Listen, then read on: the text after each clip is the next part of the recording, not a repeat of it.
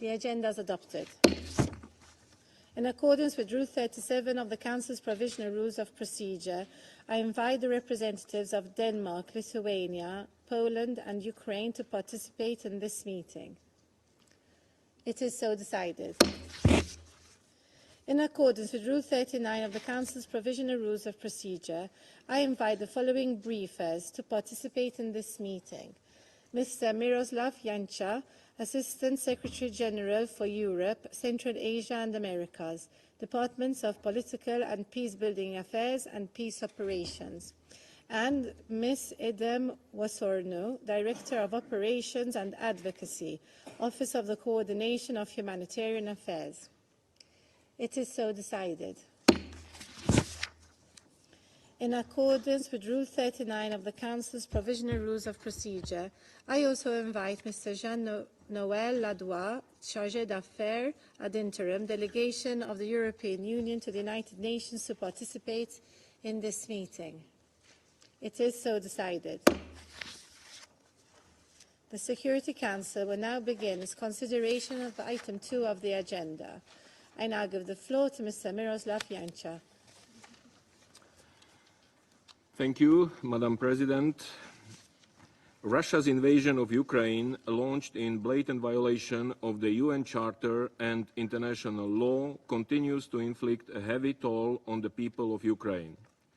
Since our last briefing to this Council, almost a month ago, Russian attacks on Ukrainian cities and towns have become a daily destructive pattern. This includes intense and systematic targeting of Ukrainian energy infrastructure across the country. We are appalled by the increase in civilian casualties as a result of these relentless attacks. According to the Office of the High Commissioner for Human Rights, at least 126 civilians were killed and 478 injured in March. This is a 20% increase compared with the previous month. It is particularly disturbing that at least 57 children were killed or injured in March alone, doubling the number from February. The deadly trend has continued this month, with daily drone, missile, rocket and artillery attacks reported across the country. Overnight and this morning, we saw additional countrywide attacks targeting Ukraine's energy infrastructure, with some reportedly resulting in casualties, including fatalities. On Monday, 5 people were reportedly killed in attacks in Zaporizhia, Sumy and Poltava regions of Ukraine. Several more, including children, were reportedly injured. Kharkiv, Odessa, Kherson, Dnipropetrovsk and Donetsk regions of Ukraine also continue to suffer persistent attacks. Since February 2022, Office of the High Commissioner for Human Rights has recorded 10,810 civilians killed, including 600 children, and 20,556 civilians injured, among which 1,357 were children. This is unacceptable. We are also witnessing hostilities spreading across Ukraine's borders, with regular cross-border strikes into the Russian Federation. Attacks on civilians and on civilian infrastructure are prohibited under international law. They must cease immediately, and we continue to condemn them wherever they occur. Madam President, the intensifying attacks come with a heavy toll on Ukraine's critical civilian infrastructure. Since March, the large-scale coordinated attacks on critical infrastructure destroyed or damaged more than 24 energy facilities throughout the country, including the Dnipro hydroelectric power plant. These attacks have disrupted access to electricity for millions of Ukrainians in large cities and in rural areas. Water supply was also disrupted in some locations.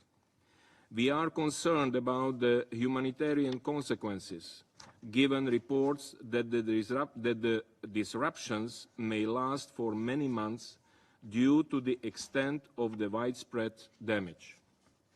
In March, Office of the High Commissioner for Human Rights also recorded a total of 12 medical facilities and 32 educational facilities destroyed or damaged.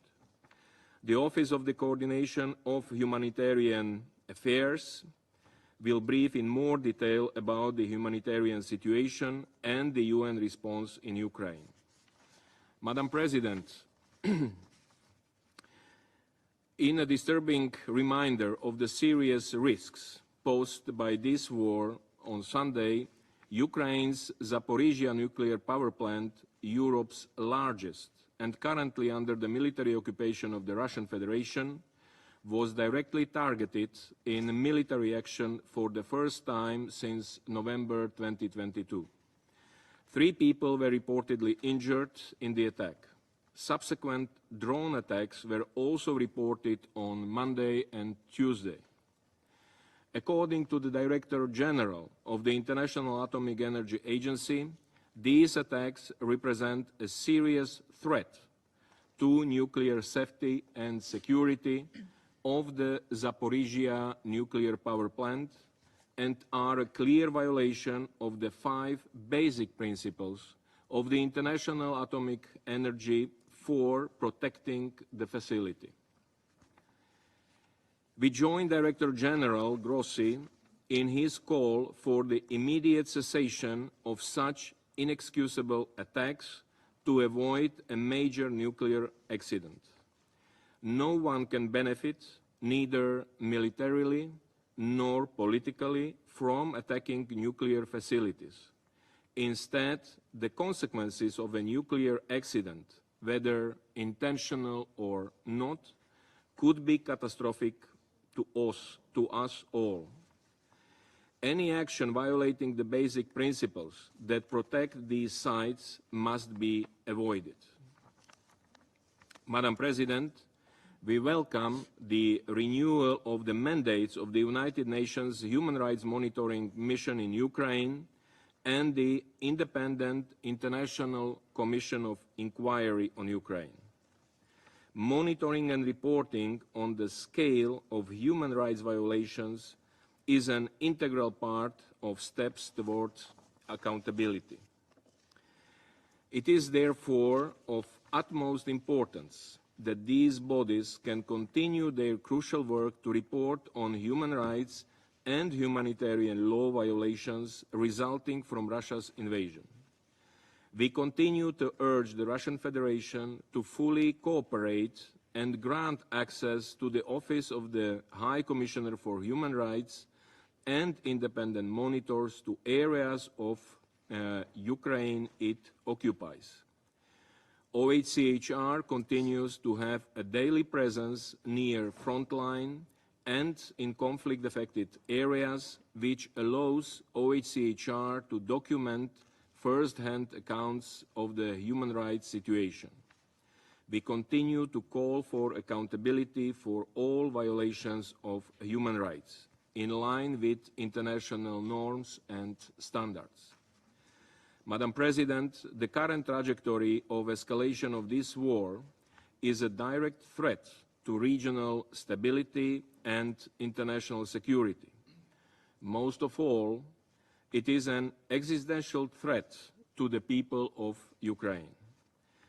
As we have repeatedly stated, we need a just, lasting and comprehensive peace in Ukraine, in line with the Charter, international law and resolutions of the General Assembly respecting the sovereignty and territorial integrity of Ukraine. We therefore reiterate the call made by the General Assembly in support of de-escalation and a peaceful resolution of the conflict. In its resolution, territorial integrity of Ukraine, defending the principles of the Charter of the United Nations adopted in February last year. The United Nations remains ready to support all efforts to this end. Thank you. I thank Mr. Jancha for his briefing and now give the floor to Ms. Edem Worosnu. Madam President, members of the Security Council, we last briefed you in March. Thank you for the opportunity to update you again on the humanitarian situation in Ukraine. As you've just heard from Assistant Secretary General Jancha, Ukraine is currently enduring some of the worst attacks since the start of this war. Not a day passes without airstrikes, shattering the lives of yet more families across the country. In Kharkiv, Kherson, Kyiv, Lviv, Mykolaiv, Odessa, Zaporizhia, Donetsk, and Dnipro, wave after massive wave of attacks continue to kill and injure civilians and cause widespread damage and destruction to critical civilian infrastructure. No region in Ukraine has been spared by this war. As you've heard, the United Nations Office of the High Commissioner for Human Rights, OHCHR, has verified that this ongoing conflict has scaled the numbers that Assistant Secretary General Jancha just outlined, more than 10,810 civilians and injured more than 20,550 since 24 February 2022. Tragically, the actual numbers could likely be higher. 10 million people across the country have now lost their homes and have been forced to flee since the escalation of this war. Fierce ongoing hostilities in frontline and border communities, especially in Donetsk, Kharkiv, Kherson, and Sumy regions, are driving even greater displacement of civilians. Women and children continue to be disproportionately impacted, like many other crises across the world. They often face additional barriers to accessing essential services and are more exposed to protection risks, including gender-based violence. Madam President, the damage and destruction to critical infrastructure caused by the latest hostilities have disrupted access to electricity, water, gas, and other essential services for hundreds of thousands of civilians. And continuous attacks impacting medical facilities and schools, as you've heard, have also had far-reaching consequences for access to health care and education. The World Health Organization has now verified more than 1,700 attacks affecting healthcare facilities, personnel, transport, supplies, and patients since February 2022. These attacks have significantly hindered the delivery of healthcare services. Access to medical care for women and girls, including maternal and reproductive health care, is severely restricted in rural areas or near the front lines. Over the same period, according to the Office for the High Commissioner for Human Rights, hostilities have damaged or destroyed 1,000 educational facilities, interrupting education for millions of children. I saw the importance of education firsthand when I visited Ukraine earlier this year. The social isolation and constant fear caused by this war are having serious impacts on children's mental health. More than 1.5 million children are in urgent need of support to cope with stress, with anxiety, and other mental health challenges associated with hostilities. Madam President, aid operations are also impacted by these attacks. The already challenging operational environment is further affected by more frequent and bigger aerial strikes. As said in this Council in March, so far in 2024, 2 humanitarian workers have been killed and 10 have been injured by the violence. This brings the total deaths of humanitarian workers to at least 17 since the escalation of the war. This is another stark reminder of the dangers to humanitarian workers, especially national staff, as the overwhelming majority of those, especially as national staff are the overwhelming majority of those killed. Again, this was mentioned in our last brief in March. There have been 14 reported incidents damaging humanitarian assets and facilities, 8 incidents within 10 kilometers of the front line, further reducing the capacity and operational range of our response efforts. Over the weekend, as mentioned, a humanitarian hub in Zaporizhia was hit, and last week, a Médecins Sans Frontières office in Donetsk region was destroyed by a missile attack. 5 civilians were injured, and MSF had to temporarily suspend critical medical activities. And Madam President, members of the Council, we have seen in recent weeks a particularly troubling pattern in sequencing of attacks.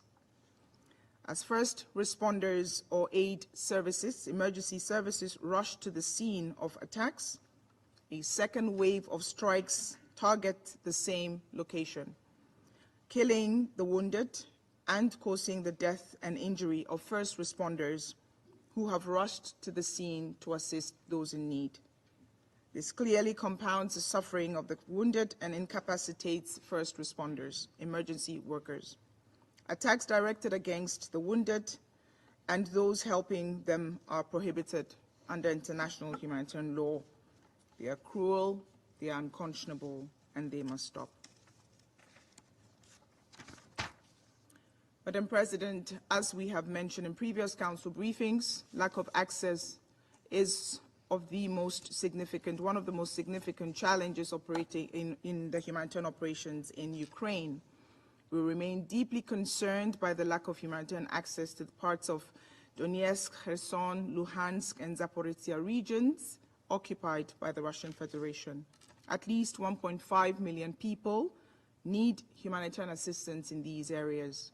Their needs are undoubtedly similar to those in all other parts of Ukraine close to the front line, including access to healthcare, medicine, food, livelihoods, and of course, clean drinking water.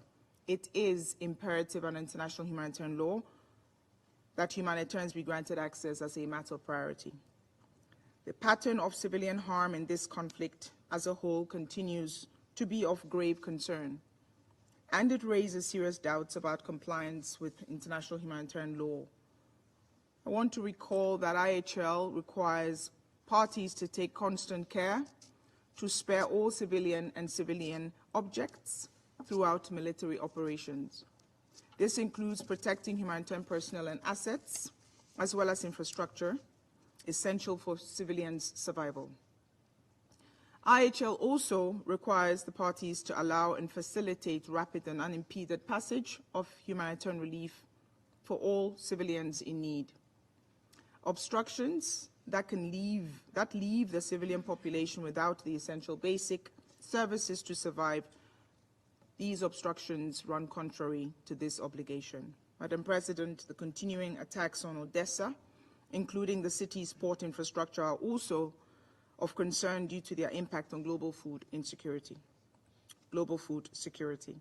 As we have noted in this Council several times before, Ukraine's Black Sea ports are an essential component of the global supply chains for grain and other key agricultural commodities.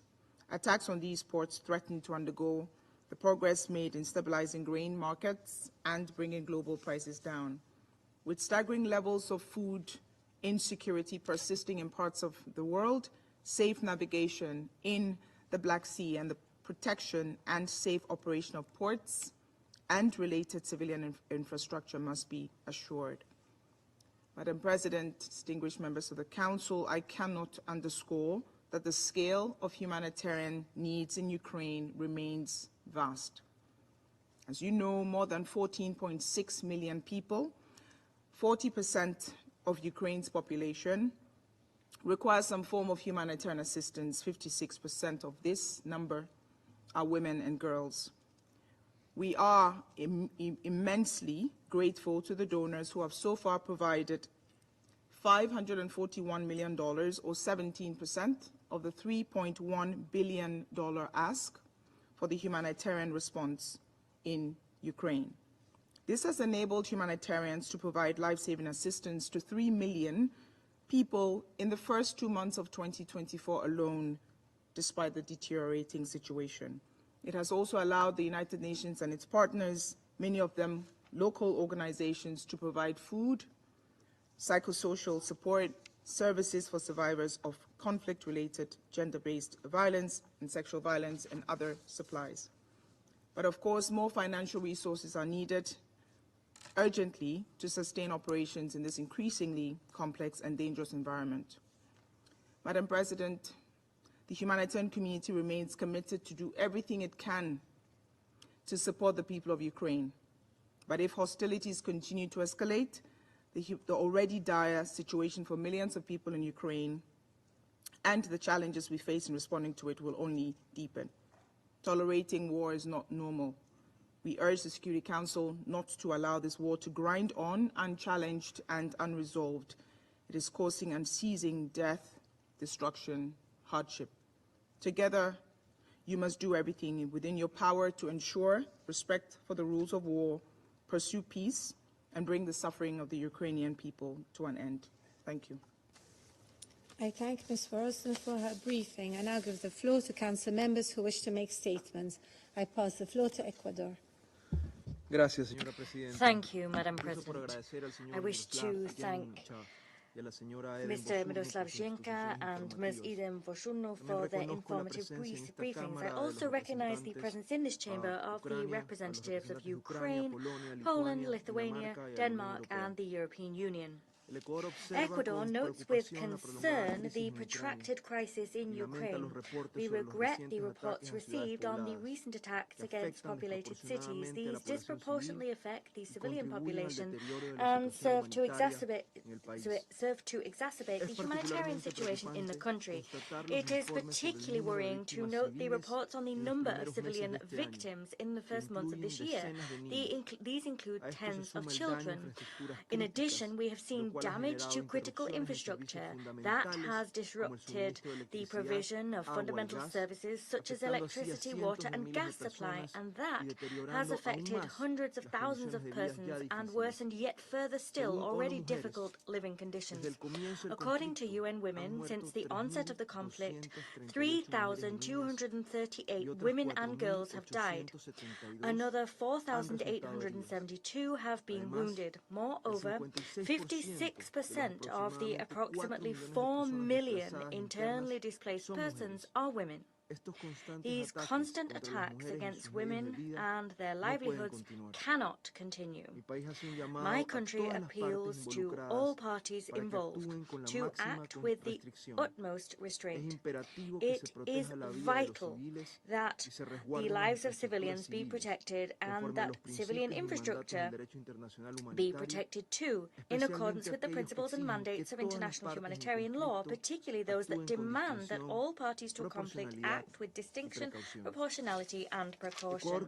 In Ecuador's view, it is of the utmost importance that we respect and protect humanitarian personnel, first responders and the facilities of aid organizations. It is vital to guarantee a safe environment so that these individuals can carry out their work free from the fear of violence. The international crises in places such as Gaza, Sudan and Yemen have undermined the international community's capacity to increase the supply of humanitarian aid to the areas affected by this conflict. It is vital to guarantee the unfettered delivery of assistance to those that need it most. As such, it is essential that we urge donors to continue to provide their invaluable support to those most in need. Madam President, this conflict is a tragedy for the peoples of Russia and Ukraine, and as such, it must end. Ecuador harbors the hope that a resolution will be found to this crisis through diplomacy and dialogue in order to mitigate the protracted suffering of the civilian populations and prevent any risk of escalation. Thank you. Representative of Ecuador, and pass the floor to the representative of France.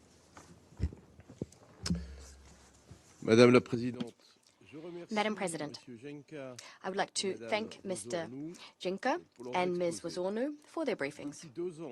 For 2 years now, since the start of its war of aggression against Ukraine, on a daily basis, Russia has been violating international law and international humanitarian law. On the night of the 21st of March and the 28th of March, Russia deliberately targeted Ukraine's electricity infrastructure. It did serious damage to 7 thermal plants and 2 hydroelectric dams. On the 5th and 6th of April of this year, dozens of civilians were killed or injured in Kharkiv and Zaporizhia. Russian strikes also affected the city of Pokrovsk and destroyed Médecins Sans Frontières facilities. In Kharkiv, Russian missiles are targeting residential neighborhoods. They're doing damage to houses, to schools, and to kindergartens. A dormitory that was being used as a community center for displaced persons was struck. And aid workers are also being targeted. Since the start of 2024, over 80 attacks have affected health infrastructure in Ukraine, across Ukraine. France condemns these violations of international humanitarian law. The death toll is getting heavier by the day. At least 10,500 civilians were killed since the conflict began. Over 4 million people have been displaced, of them 1 million children. Over 17 million people require humanitarian assistance. In 2023, 50 humanitarian aid workers were either killed or injured. On the 1st of February 2024, 2 French aid workers were killed in Ukraine by a Russian strike. This is a cowardly and dishonorable act. Russia is also continuing its strikes on Ukrainian energy infrastructure. And in fact, this has been done despite the fact that deliberate strikes on civilians and civilian objects not participating in hostilities constitute war crimes. The perpetrators of these crimes should not go unpunished. France welcomes the renewed mandate of the International Commission of Inquiry on Ukraine under the auspices of the Human Rights Council. The arrest warrants issued on the 5th of March by the pretrial chamber of the ICJ against 2 Russian officers for war crimes and crimes against humanity are a key step. Last but not least, France continues to support initiatives to limit the deleterious of these effects of this illegal war on everybody, especially the most vulnerable countries. We are working to promote food security, specifically through solidarity, lanes, and the Grain from Ukraine initiative, which played an important role. Thus, France has supported the delivery of Ukrainian grain through the WFP to Nigeria, Sudan, Somalia, and Yemen. We'll continue similar operations to the most vulnerable countries in 2024. And Ukraine, although it is being attacked, is the only one that's concerned about the effects of this conflict on the international community. France calls for Russia to withdraw its troops without delay from Ukrainian territory and to uphold the ICJ order dated 16th of March 2022. We'll continue to provide political, military and humanitarian support to Ukraine so as to help Ukraine to exercise its right to self-defense. Thank you very much. I thank the representative of France and pass the floor to the representative of the United States. Thank you, Madam President. Thank you, Assistant Secretary General Yensha and Director Wosornu, for highlighting the devastation that is being wrought because of Russia's war against Ukraine. Madam President, Russia's war against Ukraine rages for a 3rd year, and Putin continues to unleash horrors onto the people of Ukraine. No amount of denials, lies, and propaganda can erase the sheer amount of evidence and documentation of the death, destruction, and atrocities left in Russia's wake. Overnight, Russia launched what some have termed one of the worst attacks on Ukraine's energy infrastructure since the start of Russia's full-scale invasion. Initial reports indicate power outages across the country due to the overnight attacks. Reports indicate that the Trypillia thermal power plant near Kyiv was destroyed. On March 26, the UN Human Rights Monitoring Mission in Ukraine published a report with new findings regarding the systematic torture of Ukrainian prisoners of war in Russian captivity and an increase in credible allegations of executions. It is worth recalling that between December 2023 and February 2024, the mission recorded credible allegations of at least 32 executions of Ukrainian POWs in 12 separate incidents. The true number may well be much higher. Nearly all survivors interviewed described unimaginable and unrelenting torture during their captivity. Repeated beatings, electric shocks, threats of execution, prolonged stress positions, mock executions. More than 50% recounted being subjected to sexual violence, as well as deprivation of adequate food, water, and medical attention. And while Russia will trot out flimsy fabrications to justify attacking civilian infrastructure or deny the truth, the report also found that Russia's intensification of attacks against Ukraine in late December and January contributed to a spike in civilian casualties in areas far from the front line. It is impossible to ignore that the mission verified a dozen medical facilities and close to 30 educational facilities destroyed or damaged by Russia's reckless attacks against Ukraine in March alone. I am sure we are all also familiar with the March 15 report from the Independent International Commission of Inquiry on Ukraine, which documented similar allegations, noting that Russia's disregard for its international law obligations had led to mounting civilian suffering. New evidence strengthened the Commission's previous findings of widespread and systematic torture against civilians by Russian authorities in Ukraine. Colleagues, it is time to recognize that without holding Russia to account for its actions, there will not be peace. We are not only witnessing a war of aggression and conquest, we are witnessing a callous and well-documented assault on international law and the tenets of common humanity. Russia has intensified its attacks on Ukraine's energy infrastructure since March 22, targeting its power generation facilities in addition to its electricity grid. These attacks escalate the risk of humanitarian crisis in cities like Kharkiv.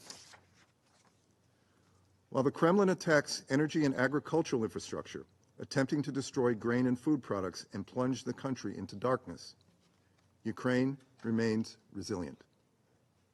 Ukraine continues its efforts to feed the world's most vulnerable through programs like Grain from Ukraine, through which Ukrainian grain has been delivered via the World Food Program to places such as Ethiopia, Somalia, Yemen, Nigeria, Sudan, and Kenya. Ukrainian grain is also destined for Gaza. While Ukraine seeks a just and lasting resolution to the war, while also supporting the international community, it faces a Kremlin that consistently chooses war and escalation.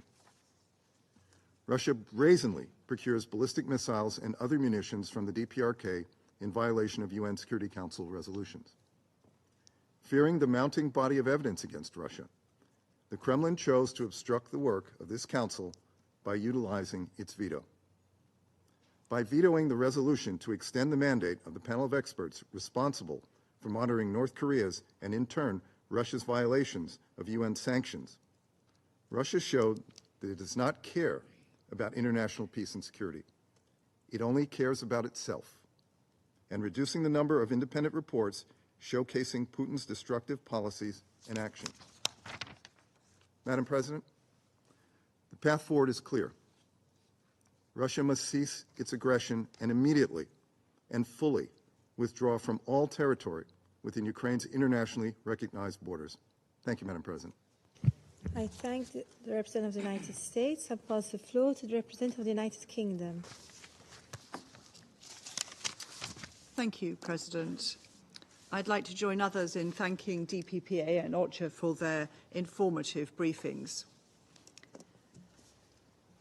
Colleagues, again, this Council meets following a brutal campaign of airstrikes by Russia, a permanent member of this Council, against Ukraine.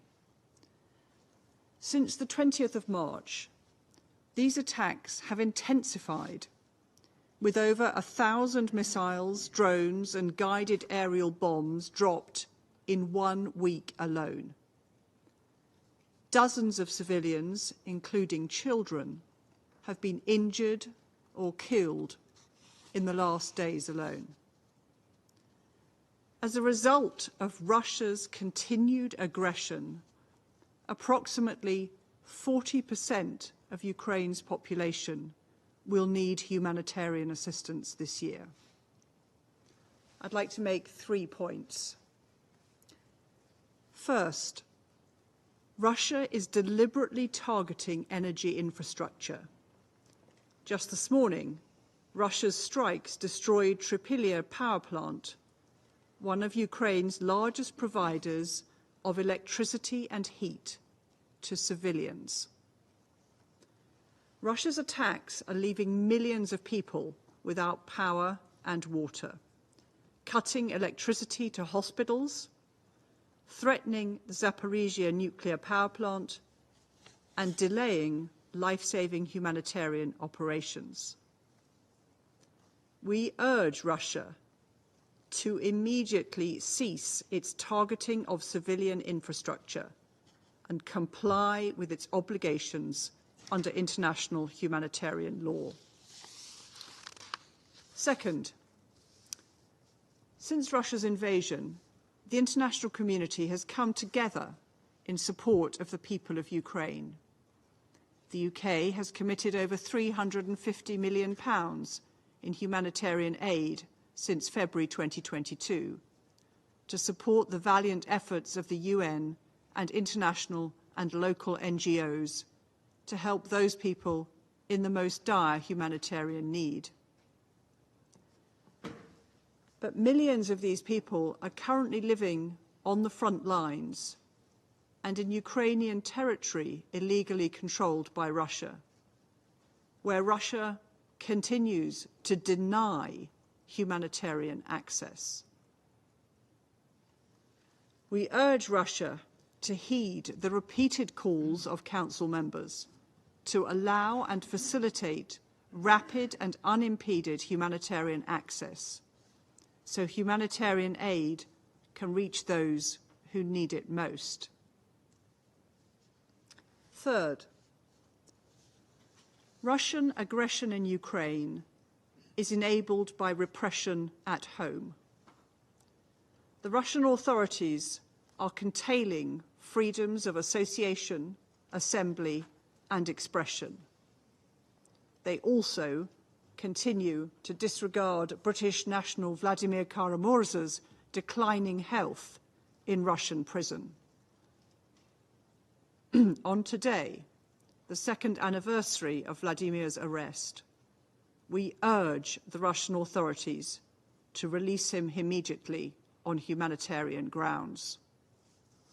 Madam President, Ukraine is facing a protracted humanitarian emergency. There is an easy solution to this suffering. For Russia to end this war, withdraw from Ukrainian territory, and respect its commitments under international law and the UN Charter. I thank you. I thank the representative of the United Kingdom and pass the floor to the representative of China. Madam President, I wish to thank ASG Yancha and Director Wasono for their briefings. The fighting in Ukraine is still ongoing. The humanitarian situation is growing dire. The risk of spillover continues to emerge.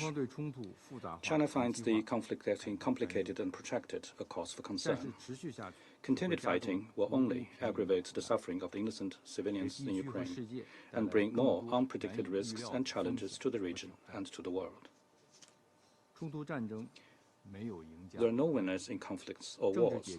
Dialogue and negotiation represents the only viable way out of the Ukraine crisis. China once again calls upon the parties concerned to engage in direct dialogue and negotiation, take the first step towards a political settlement, jointly promote the de-escalation of the situation to achieve a ceasefire as soon as possible. The international community should intensify its efforts and actively create conditions for this. On the Ukraine issue, China has always followed an objective and impartial position, has always advocated talks for peace, has always maintained that sovereignty and the territorial integrity of all countries should be respected, and the purposes and the principles of the UN Charter observed. The legitimate security concerns of all countries should be taken seriously. All efforts conducive to peaceful settlement of the crisis should be supported. China will continue to maintain communication with all parties and play a constructive role in promoting a political settlement of the Ukraine crisis. I thank you, Madam President. I thank the representative of China for their statement, and I now give the floor to the representative of Slovenia. Thank you very much, Mr. President. I would also like to thank the briefers for their contribution and insight, and also want to welcome the participation of Ukraine at the meeting. Mr. President, let me make a couple of points on behalf of my delegation. One, Russia's persistent bombing of Ukraine cities. Not a day passes by without strikes by the Russian armed forces, killing and maiming citizens and reducing civilian infrastructure to rubble. In this year alone, more than 7,000 drone and missile attacks were recorded across Ukraine. And as just confirmed by Ms. Vosorno this morning, in many cases, such attacks are followed by a second strike, killing first responders who already arrived at the site to save civilian lives. This approach to war needs to end. Slovenia condemns these double-tap tactics in the strongest possible terms. This is a worrisome pattern that we have seen in Gaza and now in Ukraine. Two, Russia's unrelenting attacks against critical civilian energy infrastructure. In the past month, we have witnessed a string of Russian missile strikes that caused blackouts throughout Ukraine. In the March 22nd attack alone, Russia unleashed 150 drones and missiles, which is the most substantial assault on Ukraine's energy infrastructure since the war started. The March attacks were localized and aimed at inflicting permanent and irreparable damage to Ukraine's power plants. As we have heard from Mr. Janša, one of the strikes hit the Dnipro hydroelectric power plant dam, which is the largest dam in the country after the destruction of the Kakhovka dam in June last year. Once more, this brought us millimeters away from another environmental catastrophe orchestrated by Russia in this unnecessary war. And sadly, the aggressor systematically continues. Just last night, Russia directed more than 80 missiles and drones against power plants and energy infrastructure across Ukraine. Several 100,000 people were left without electricity. A hospital was hit. Civilians, including 2 children, were killed. These attacks against civilian objects and critical infrastructure are a blatant violation of the international humanitarian law that is being trampled on each and every day by Russia. As next week we will celebrate the World Heritage Day, let me also point out the systematic targeting and destruction of Ukrainian cultural and religious heritage sites. They too are protected by the international law. While Russia is very, and rightfully so, concerned for the destruction of Gaza and suffering of Palestinians there, it is demonstrating different standards when herself is destroying civilian infrastructure and killing civilians in Ukraine. We call on Russia to cease with its subversion of any attempts for peace in Ukraine. While Russia claims it is ready to discuss peace, these attacks prove the exact opposite. The violations of international law need to stop. The suffering of civilians needs to stop. And the aggression needs to stop. Thank you. I thank the representative of Slovenia for their statement, and I now give the floor to the representative of the Republic of Korea. Thank you, Mr. President. I also thank ASG Janša and Director Vosorno for their briefings. I welcome the participation of Ukraine, Poland, Lithuania, European Union, and Denmark delegation at today's meeting.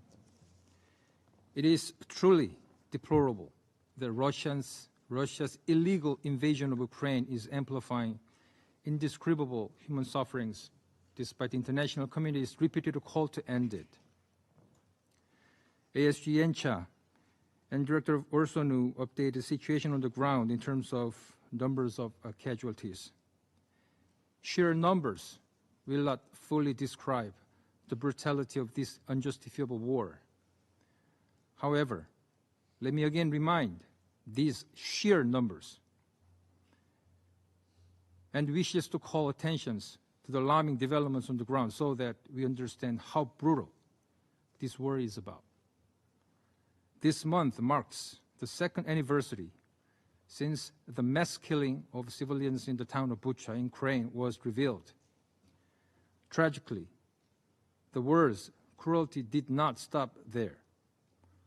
According to a recent UN report released this week, there has been a sharp increase in civilian casualties in Ukraine in March, with 604 civilians killed or injured, including 57 children, as Russia's attack against Ukraine intensified.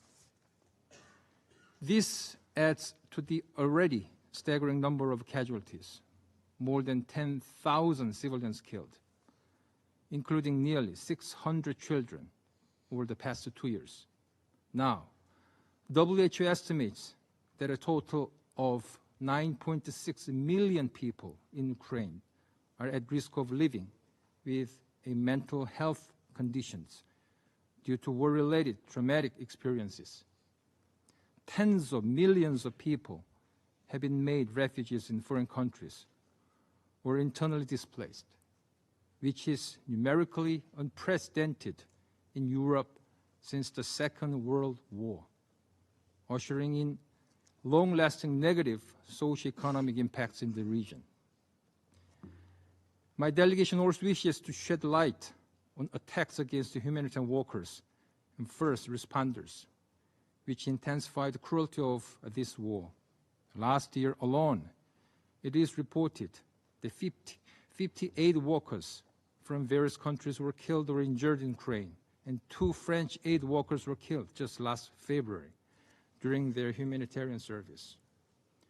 Moreover, on 4th April, Russian strikes claimed the lives of 3 rescuers who were responding to the aftermath of earlier strikes. And on 5th April, a Russian missile attack destroyed the MSF building in Donetsk, injuring 5, including MSF staff, and resulting in the suspension of medical humanitarian relief work in the region. My delegation deeply deplores that even one of the most basic principles in international humanitarian law, the protection of humanitarian workers, let alone civilians, is not upheld. It bears repeating that all these tragic consequences are the result of Russia's illegal invasion of Ukraine.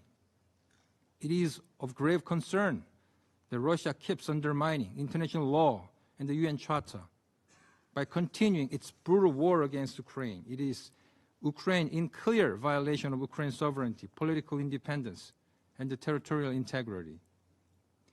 It is deeply, deeply regrettable that Russia's relentless attacks against Ukrainian people are bolstered by its illegal military cooperation with the DPRK. The supply of North Korean ammunitions and ballistic missiles to the Russian Federation constitute a clear violation of multiple Security Council resolutions. It is indeed dismaying that Russia even vetoed the resolutions to renew the mandate of panel of experts monitoring UN sanctions against North Korea, as it didn't want the panel to investigate reports of these arms dealings.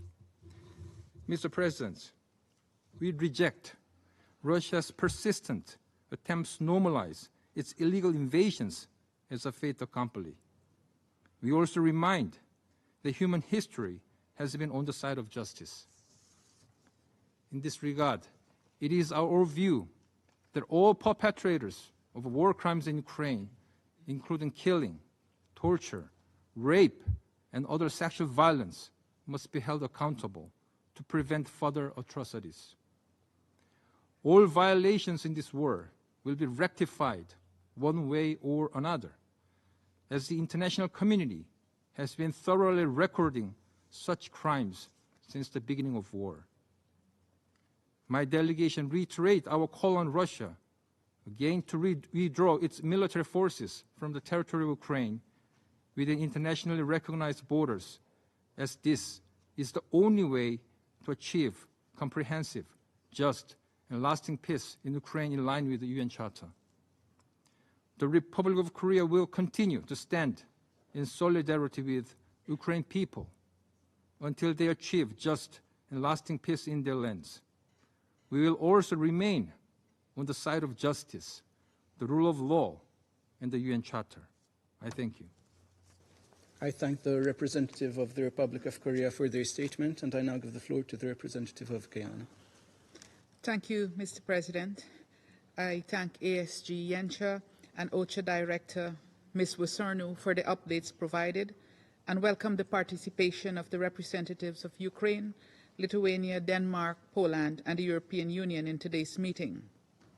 Guyana continues to register its grave concern about the immeasurable human suffering in Ukraine as a result of this ongoing war, a war that should have never been waged in the first place and which has shattered the lives of millions. The Rapid Needs Assessment report published by the World Bank, UN, European Commission, and the Ukrainian government estimates that it will take at least 10 years to rebuild Ukraine at the cost of $486 billion US. This is the dollar amount. The reality is that the fighting and hostilities have destroyed millions of lives, many of which may never be fully rebuilt, and to which a cost cannot be attached.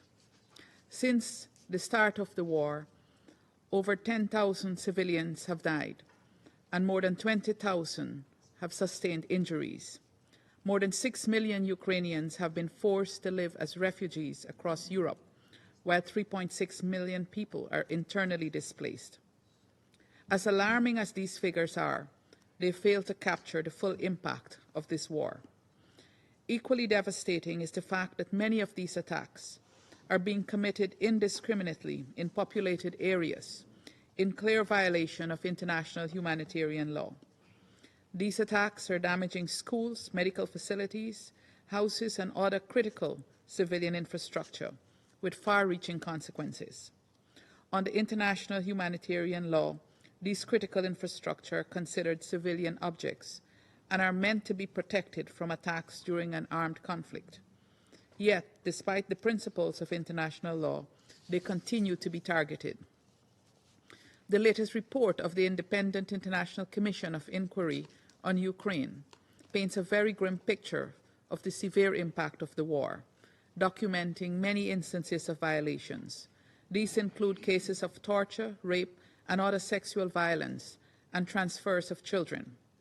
Guyana calls for an immediate end to these illegal actions and demands that the parties respect humanitarian principles and adhere to international humanitarian law and international human rights law, including by ending and preventing all grave violations against children and ensuring their safe return. We maintain that prolonging this war poses increasingly grave risks and consequences for all concerned and for international peace and security. We call for an immediate end to the hostilities and the complete withdrawal of Russian military forces from the internationally recognized territory of Ukraine.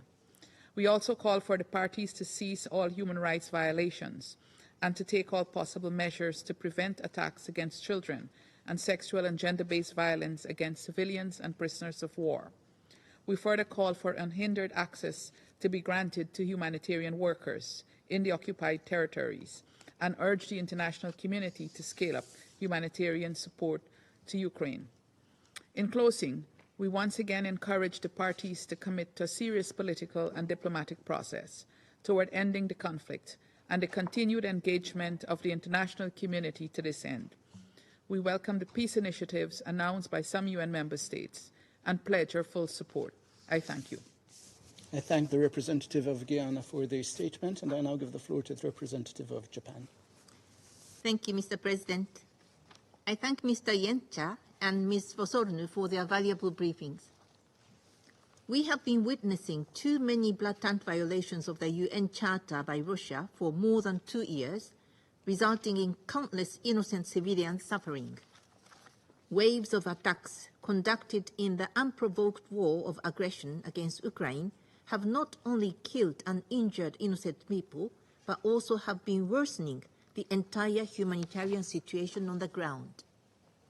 Last weekend, another series of missile strikes in the Kharkiv region reportedly killed civilians. With repeated attacks like this since the beginning of this year, not only are people being killed and injured, but also hundreds of thousands of people are suffering from disruption to critical infrastructure for electricity, water, and gas. Japan is deeply distressed by Russia's continuous disregard for international law, including international humanitarian law. Attacks on civilians and critical infrastructure are prohibited by IHL. Japan will not tolerate impunity for those responsible and perpetrators of violations of IHL, and all heinous acts must be identified and held accountable.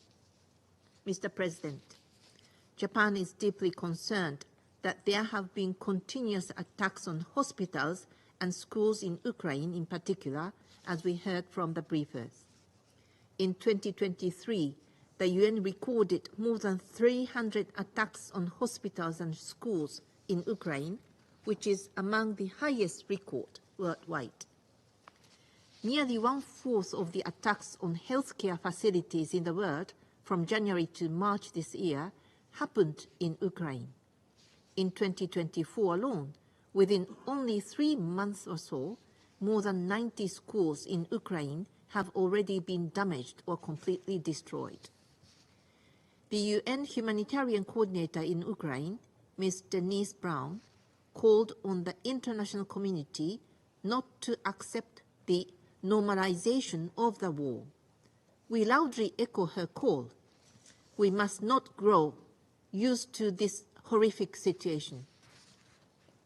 As the war prolongs, WHO warns that nearly 10 million people are currently at risk of suffering from mental disorder, and children are particularly vulnerable, as we heard from Ms. Vosolnu this morning. In this vein, among the various initiatives we have been taking this year, Japan has announced a $14.6 million contribution to UNESCO for their activities in Ukraine, including training for educators to provide mental health and psychosocial support to children and students who are under psychological stress. Mr. President, people of Ukraine do not deserve to keep living in fear. We continue to urge Russia to stop the aggression, immediately and unconditionally withdraw from the internationally recognized territory of Ukraine. Japan continues to stand with the people of Ukraine. I thank you. I thank the representative of Japan and pass the floor to the representative of Algeria. Thank you, Madam President. I also thank Mr. Miroslav Jenka of the Department of Political and Peacebuilding Affairs and Peace Operations, and Ms. Edem Wosorno, Director of Operations and Advocacy Office for the Coordination of Humanitarian Affairs. Madam President, Algeria reiterates its concern at the continuing deterioration of the humanitarian situation caused by the Ukrainian crisis. In view of the increasing loss of civilian lives, the continued suffering of the population, including millions of refugees and internally displaced persons, and the destruction of vital civilian infrastructure. It is important and urgent that we work closely together and intensify our collective diplomatic efforts to put an end to this crisis without discrimination in addressing human suffering. It is also important that all parties give priority to the protection of civilians and strictly comply with their obligations under international law, including international humanitarian and human rights law. Equally important is the need to reduce tensions, avoid hostilities, and refrain from any action that would lead to confrontation between the parties. This is in order to create conditions for comprehensive and constructive dialogue and negotiations in line with the principle of the peaceful settlement of disputes. On the other hand, we again warn that further polarization will only serve to prolong the crisis and will only lead to further escalation, with serious implications for international peace and security. In conclusion, Algeria reiterates its call for the intensification of international diplomatic efforts aimed at finding a solution to this crisis in order to achieve just and lasting peace on the basis of the purposes and principles of the Charter of the United Nations and the legitimate security concerns of all parties. I thank you. I thank the representative of Algeria and pass the floor to the representative of Sierra Leone. Thank you, Madam President. I thank you for convening this briefing requested for by Ecuador and France. Let me also thank Mr. Miroslav Jenča, ASG for Europe, Central Asia, and the Americas, and Ms. Idem Osunu, Director of Operations for OCHA, for their important briefings. I acknowledge the presence and participation of the representatives of Ukraine, Poland, Lithuania, European Union, and Denmark. Sierra Leone is deeply concerned about the dire humanitarian situation in Ukraine, which continues to deteriorate amidst the ongoing conflict. 2 years of this devastating conflict, characterized by inter alia, intense fighting and heavy bombardment across Ukraine, and attacks in parts of the Russian Federation, have caused increased civilian deaths, widespread damage, destruction of homes, schools, hospitals, and vital civilian infrastructure, including essential service infrastructure such as power plants. Regrettably, reports of the double strike tactic, especially when rescue operations are underway after the initial attack, that leads to civilian fatalities, including first responders, is also of great concern. According to the Office of the High Commissioner for Human Rights, civilian casualties in Ukraine have exceeded 30,000, with over 10,000 killed and over 19,000 injured since the conflict started. Madam President, the attacks against civilians and civilian infrastructure remain seriously distressing. They have reportedly led to the fastest growing and largest displacement crisis in Europe and has precipitated a regional refugee response of commensurate scale.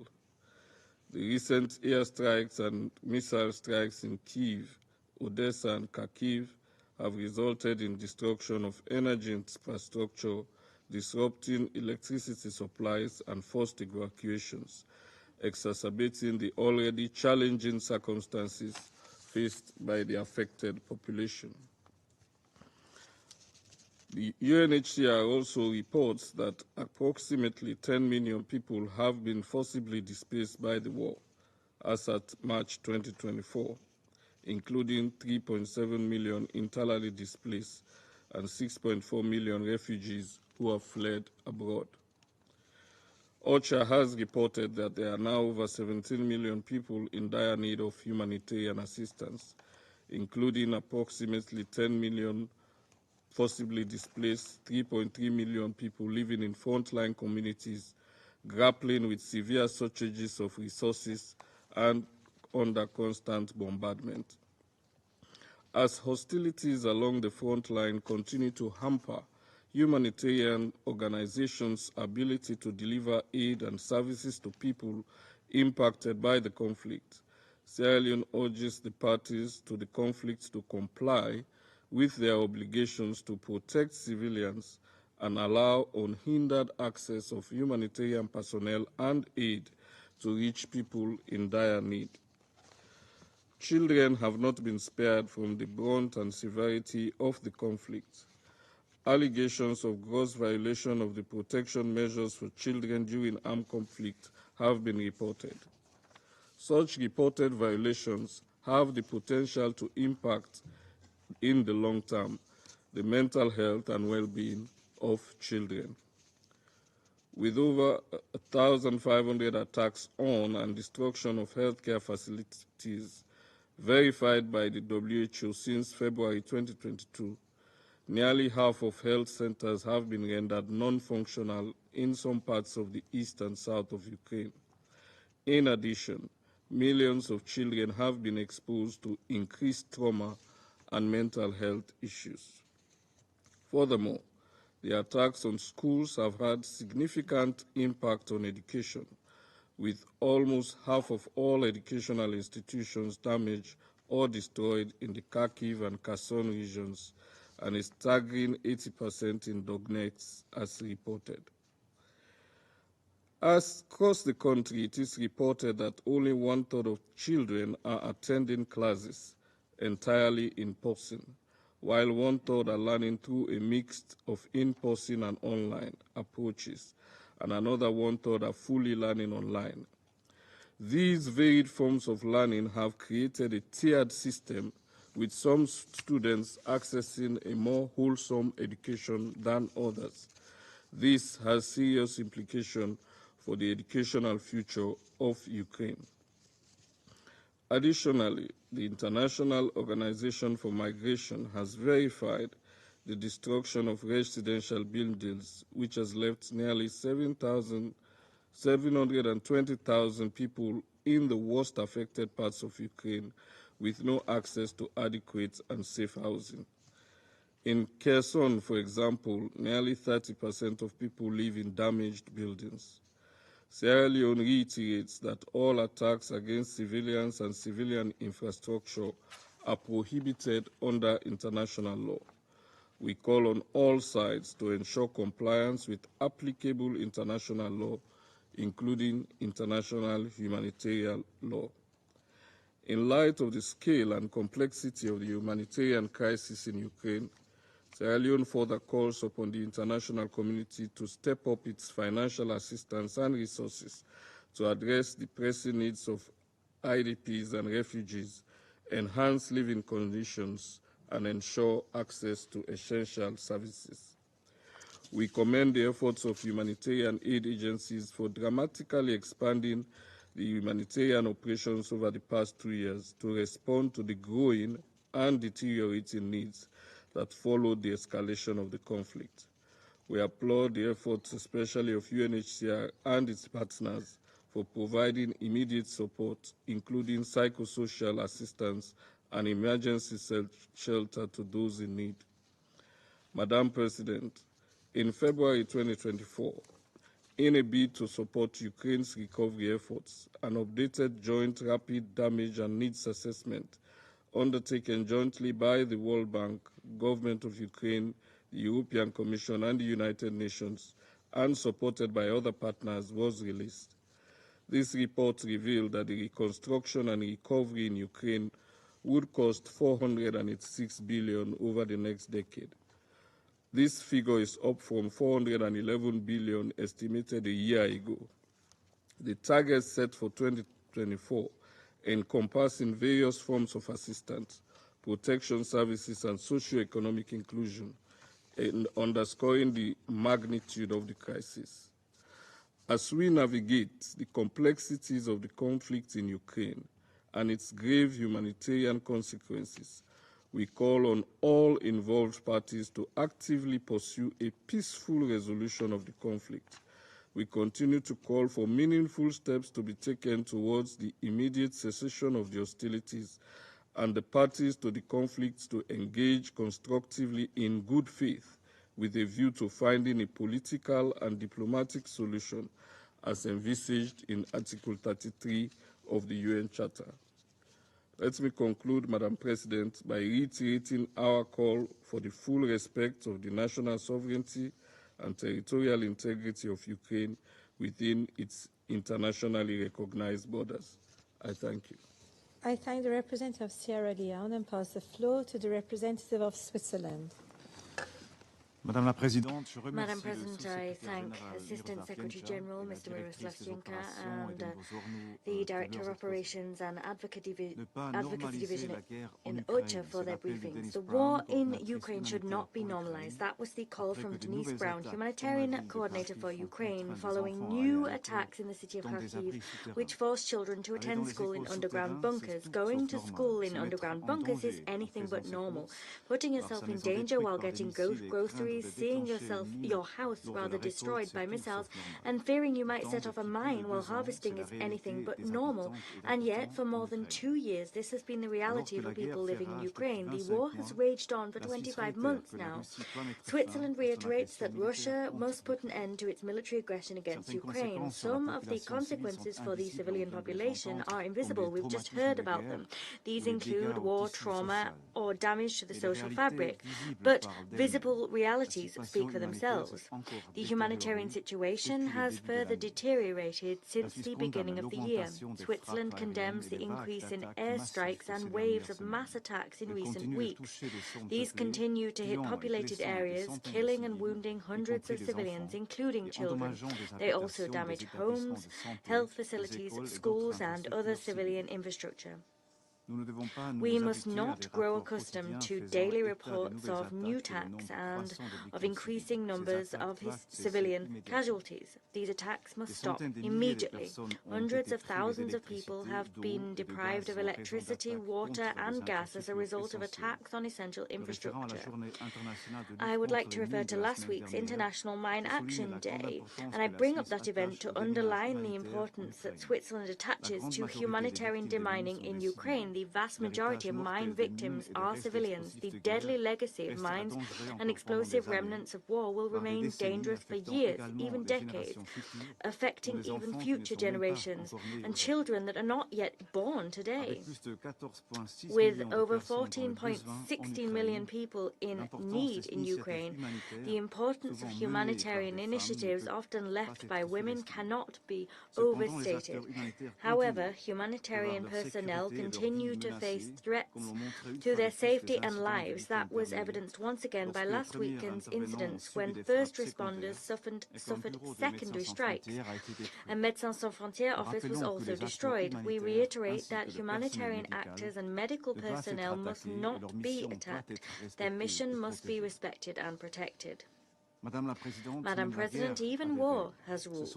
What we are witnessing, therefore, in Ukraine are violations of international humanitarian law and human rights law. We reiterate our call upon all parties to strictly adhere to their obligations, in particular by taking concrete measures to spare and protect the civilian population and infrastructure. The above includes respect for the fundamental principles of distinction, proportionality, and precaution in the conduct of hostilities. Without a return to respect for international law, there can be no humanity and therefore no path towards normality. Switzerland remains determined to do everything in its power to contribute to a just and lasting peace in Ukraine, in accordance with the United Nations Charter.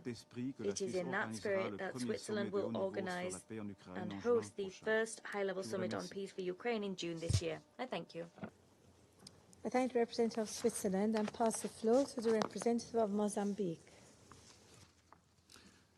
Madam President, I thank Malta's presidency for convening this important briefing on the humanitarian situation in Ukraine. I also express my gratitude to Mr. Miroslav Jenca, Assistant Secretary General, and Ms. Edem Wozurnu, OCHA Director of Operation and Advocacy, for their invaluable insights. I also acknowledge the presence of the representatives of Ukraine, Poland, Lithuania, and Denmark. Madam President, we remain deeply concerned over the ongoing escalation of the conflict in Ukraine, which poses a serious threat to regional and international peace and security. Our concern is further heightened by the lack of prospects for a mutually acceptable solution to this prolonged conflict despite repeated and consistent calls from the international community for a cessation of hostilities and a return to the negotiating table. As the conflict in Ukraine enters its third year, the humanitarian consequences have become dire and unacceptable. Civilians tragically bear the brunt of this prolonged conflict, facing loss of life, injuries, and destruction of critical infrastructure. The conflict's impact affects livelihoods, food security, and stability in the region and require our urgent attention and a comprehensive response. Madam President, the longer the conflict persists, the more severe the humanitarian crisis becomes, with no signs of abatement. In this regard, we would like to highlight 4 important points. Firstly, the protection of civilians is of paramount importance. Therefore, we call on all parties to ensure their safety and fulfill their obligations under international humanitarian law and international human rights law. Secondly, the principles of distinction, precaution, and proportionality must be scrupulously adhered to by all parties. Thirdly, all parties must permit and facilitate full, safe, rapid, and unimpeded access for humanitarian personnel and relief to civilians in need. Lastly, ending this conflict is the sole way to address the tragic humanitarian consequences. We urge the conflicting parties to recommit to dialogue and engage in meaningful and constructive negotiations to achieve lasting peace. Madam President, this conflict challenges the fundamental principles of peaceful coexistence, good neighborliness, and collective security. Given the high stakes, we call both parties to prioritize the well-being of the civilian population and to work toward meaningful and constructive negotiations to achieve a lasting peace. To conclude, Madam President, Mozambique has consistently maintained its principled position on this grave matter in this chamber. We adhere to this principle anchored in the UN Charter and due to our own experience of a long quest for peace and security. I thank you, Madam President. I thank the representative of Mozambique and pass the floor to the representative of the Russian Federation. Madam President, we understand full well that the sole reason for convening today's Council meeting is the Kiev regime's Western sponsors' desire to keep this Ukraine topic afloat at the Council, and with the requisite optics. These optics require condemnation of the strikes of Russian military airspace forces on sites related to the Zelensky regime's military capabilities, as well as an exaggerated portrayal of their consequences for the civilian population. This is unpersuasive, especially against the backdrop of the slaughter Israel is conducting in the Gaza Strip. Madam President, as per usual, a number of delegations have signed up to speak at this meeting, many EU members. We're not going to hear anything new from them, that's absolutely clear. Yet we're counting on them actively participating in tomorrow's meeting as well, which is being convened at our request. Turning to the mass strikes, by high-precision weapons on the energy facilities of Ukraine. These are a response to the Kiev regime's attempts to deal a blow to Russia's oil and gas facilities, as well as energy infrastructure. We have met our goals.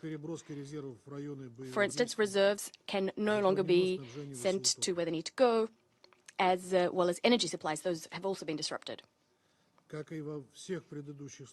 As in all previous cases, the Russian side did not threaten the civilian population at all, despite assertions to the contrary by the Zelensky regime. What's getting in the way of Western propaganda mongers are the views of ordinary Ukrainians, which are on social media calling on fellow Ukrainians not to fear Russian high-precision strikes, but rather to fear Ukrainian air defenses, which have been deployed in residential areas in violation of international humanitarian law, IHL. As Ukraine has itself acknowledged it has fewer air defense resources, there are now fewer incidents of it being used, which is something that ordinary citizens are confirming. By the way, of late, Ukrainian soldiers have begun to openly lament the fact that ordinary people in Kharkiv, Odessa, Nikolaev, and Dnipropetrovsk and other cities and regions of Ukraine have begun sharing the coordinates of Ukrainian armed forces, UAF, military warehouses, and coordinates of where military reserve forces are concentrated with our military, which clearly demonstrates how civilians really see the situation. It's becoming increasingly clear for ordinary Ukrainians whence the real threat, not the alleged threat, to their lives emanates from. Understandably, what they're really worried about is what our Western colleagues omitted from saying today. For instance, they didn't say a word about violations of Ukrainian men of draftable age when they are being coercively mobilized. And this is a real bugbear for Ukrainian families today. Online, we see increasing posts about the fact that draft officers are taking off the kid gloves when dealing with draftees. They're snatching them in the streets as if they were wanted criminals, and they're being sent straight to the front with little training. Their only possibility of survival there is surrendering to the Russian side. Although this is not so easy to do because there are nationalist anti-retreat forces. These anti-retreat forces tried not to get involved in hostilities themselves. They prefer to shoot their fellow Ukrainians in the back. And yet people who have connections, who have resources, MPs and public officials are dodging the draft and sending their relatives of draftable age abroad. In the Vinnytsia region, there's actually a ban on men entering areas bordering Moldova, men of draftable age, to thwart their efforts to flee the country through Moldova. As we saw from a video report published in Deutsche Welle a few days ago, in many Ukrainian villages, there's no one left to draft. In the village of Luzanovska in the Cherkasy region, population 400, 50 men have been mobilized. The chair of the local village council has lamented that there's no one left to dig the graves in that village. The situation is the same across the country. And all of this is happening against the backdrop of the overwhelming majority of Ukrainians openly being unwilling to fight to promote Western geopolitical interests. Recently, the president of the Kiev Institute of Sociology acknowledged that only 8% of polled men are ready to voluntarily join the UAF. The Kiev regime rightly sees this as a deadly threat to its power, and that's why it's trying to tighten the screws any way it can. At the start of this month, the draft age in Ukraine was reduced from 27 to 25. And if the UAF's fortunes on the front are anything to go by, the draft age could soon fall to 17 to 18 years old. Hitler, as we know, bet on the Hitler Jugend to defend Berlin in the final throes of his regime. The Zelensky regime, also in its death throes, is ready to do the same, sacrificing in the name of foreign interests, not just Ukrainian men, but also women. The bill being prepared for adoption right now, once and for all, turns Ukrainians into serfs. Their lives will be ruled by Zelensky and his posse. And yet our Western colleagues prefer to keep quiet about this, just like they were quiet for many years about the fact that they were preparing Ukraine for war with Russia, with the Minsk Agreement providing cover. Then, in April 2022, they didn't let Ukraine make peace with Russia. Without a doubt, we won't hear today anything about the human rights situation in Ukraine, which is precipitously deteriorating. The head of the Kiev regime usurped power. He's cancelled elections. He's thrown anyone who disagrees with him in prison, and yet none of his Western sponsors are willing to rebuke him for this. All the while, in Ukraine, we see increasingly rabid propaganda of neo-Nazism, glorification of Ukrainian Nazi associates, the whipping up of nationalist and racist sentiment among large swathes of the population. We're seeing large-scale prosecution of the Ukrainian Orthodox Church. The Kiev regime is carefully painting the UOC and its clergy as enemy accomplices. It's promoting illegal seizure of its churches in all sorts of ways. Everything that's Russian, Russian language, culture, education, the media, is automatically being cancelled. Let me give you just one example of this. Last week, the vile National Memory Institute proclaimed a Kiev native, the author Mikhail Bulgakov, who lived in the late 19th, early 20th century, who died in 1940, a rabid Ukrainophobe. The Institute equated Bulgakov and the use of his name with the propaganda of imperialist Russian policy. This is a world-renowned author, and he's been accused of the fact that out of all of the Russian authors of that time, he was the closest to the current Putinist ideologues and to Kremlin's justification of the ethnocide in Ukraine. That's a quote. No one in their right mind would write such a thing. A sane person will not fight culture, won't destroy books, won't burn them in town squares. Only the Nazis did that in the 1930s and 1940s. Their ideological heirs in Ukraine are doing the same today. They're glorifying Bandera, Shushkevich, and all those who, during the war, helped the Germans to kill Jews, Poles, Russians, Roma, and Ukrainians. Modern-day Germans and other Westerners, instead of condemning this, are pretending to be deaf and dumb, supplying the head honcho of the Kiev posse with weapons, helping him to kill peaceable citizens. But this is something we're going to discuss at the meeting we requested tomorrow in greater detail. Our Western colleagues are so used to turning a blind eye to any crimes or ugly antics of the Kiev regime on autopilot, so much so that they're managing not to notice that in Ukraine just a few days ago, direct strikes and drone attacks on the Zaporizhia NPP resumed. These risk provoking a nuclear catastrophe at the very heart of Europe. This topic will be raised at the dedicated meeting on the 15th of April. We hope that a fair assessment of what's going on will be issued by the IEA leadership. IEA staff are there at the NPP and can observe Ukrainian provocations firsthand. Distinguished colleagues, this is of course depressing, but there's also good news, which are grounds for optimism, especially for those who are tired of the Ukraine crisis. The Russian army is advancing across all fronts, shattering the enemy and destroying fortified districts, which were established over many years. We're seeing a real military breakthrough before our very eyes. This trend won't be bucked by a new Western aid package, nor will it be bucked by new so-called meat grinder assaults, nor by new contract soldiers being brought into the army. This situation is, of course, very worrying for the Western sponsors of the Ukrainian regime. Instead of trying to help Kiev vanquish Russia, they've set themselves a new goal, not letting Russia win. Zelensky himself has noticeably changed his tune, warning his masters that without new large-scale Western assistance, Ukraine will lose. Thus, he has himself confirmed what we've been saying time and time again. Ukraine today is nothing more than a private military company, fighting for the West using Western weapons, and they're fighting to the last Ukrainian. All that's left for the Kiev regime to do under the circumstances is, in their impotent rage and in the worst terrorist traditions, to deliberately shell peaceful neighborhoods in Russian cities. They're conducting actual terrorist attacks, and this is how the Kiev regime will go down in history, a monstrous, inhumane regime of terrorists and Nazis. A regime that's traded in the interests of its people, sacrificing them in return for Western money and handouts for the benefit of Zelensky and his inner circle. Under these circumstances, attempts of the leader of the Kiev regime to promote his formulae, to convene summits in support of the Kiev regime, provoke nothing but bafflement. Very soon, the only topic at any international meeting on Ukraine will be the unconditional surrender of the Kiev regime. I advise you all to prepare for this in advance. Thank you very much. I thank the representative of the Russian Federation. I will now make a statement in my national capacity.